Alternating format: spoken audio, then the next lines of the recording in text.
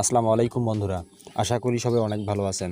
তো বরাবরের মতো আজকেও আপনাদের সামনে আরেকটি নতুন ভিডিও নিয়ে হাজির হলাম। তো আজকের এই ছোট্ট ভিডিওতে আমি একটি অসাধারণ কাজ দেখাবো, যে কাজটি দেখলে আপনি অবাক হয়ে যাবেন।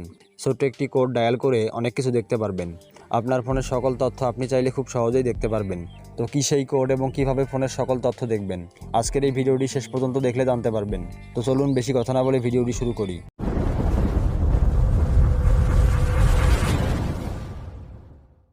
তো সোজা আপনার ফোনে ডায়াল অপশনে যাবেন। তো আমি গেলাম। তো যাওয়ার পরে এখানে ডায়াল করবেন *#*46336#*#। তো আমি নাম্বারটি আবারও বলছি, *#*436#* আর একটা স্টার এখানে দিবেন। তো আমি দিলাম।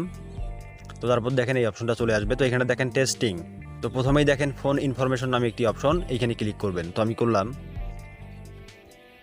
তো এখানে ক্লিক করার পরে অপশনটা চলে আসবে। তো এখানে দেখেন ফোন ইনফো।